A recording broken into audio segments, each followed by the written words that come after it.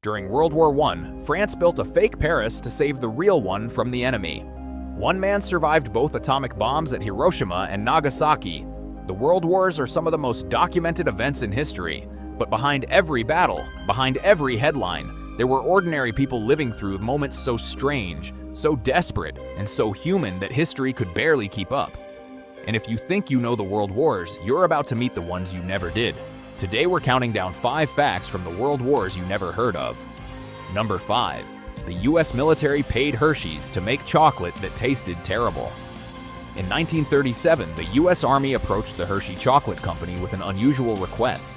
They needed a chocolate bar for soldiers, but with one specific condition. It had to taste bad, just bad enough that a soldier wouldn't eat it unless he absolutely had to. The Army's logic was simple. If it tasted good, soldiers would eat it immediately.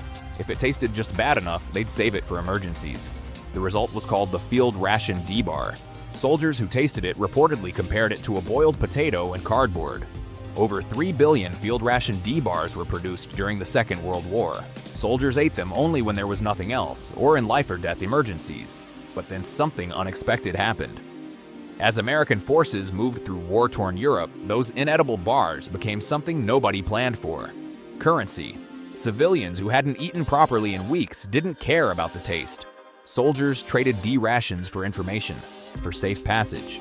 The worst chocolate bar ever made on purpose. Kept soldiers alive, opened doors, and bought goodwill across an entire continent. Number 4. The wrong turn that started World War I. June 28, 1914. Sarajevo. Archduke Franz Ferdinand, heir to the Austro-Hungarian Empire, is traveling through the city in an open car. A bomb is thrown at the Archduke's car, bounces off and explodes under the vehicle behind. Franz Ferdinand is unhurt. The plot appears to have failed. The assassins give up. Meanwhile, the Archduke refuses to cancel the rest of his tour and continues with his day. But the motorcade takes a wrong turn. The driver, apparently unaware the route had been changed after the morning's attack, turns onto the wrong street. The same street where the assassin Gavrilo Princip happens to be standing. The Archduke's car stalls right next to him, and Princip gets handed a second chance by fate. He steps forward. He fires twice. Franz Ferdinand and his wife Sophie are both killed within minutes. Within 6 weeks, the major powers of Europe are at war. By the time it ends, millions are dead. All of it, set in motion by a wrong turn. Number 3. France built a fake Paris to protect the real one. By 1918, the First World War had been grinding for 4 years.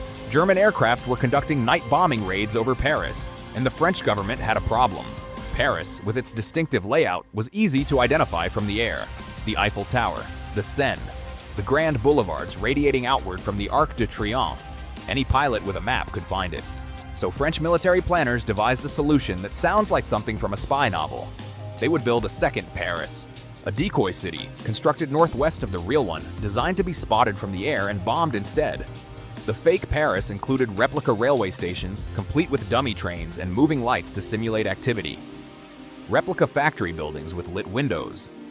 Replica sections of the Champs-Élysées and the Seine, traced out with carefully positioned lighting systems. The contractor hired to build it was Fernand Jacopozzi. He knew exactly how Paris looked from above at night. And he used that knowledge to build something that looked just like it from a German bomber at altitude. The war ended before the decoy city was ever used. Whether it would have worked remains one of history's great unanswered questions.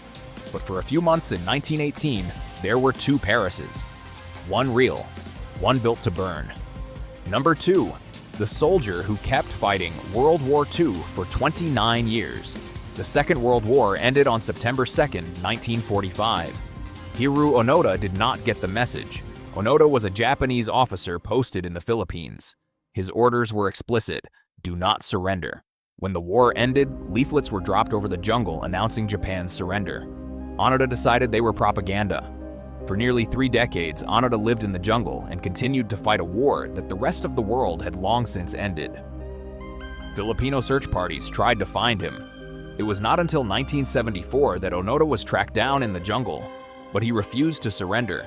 He would only accept orders from his commanding officer, who flew down to personally order Hiroo Onoda to stand down. 29 years after the end of the Second World War. Number 1. The man who survived both atomic bombs and lived to tell the tale.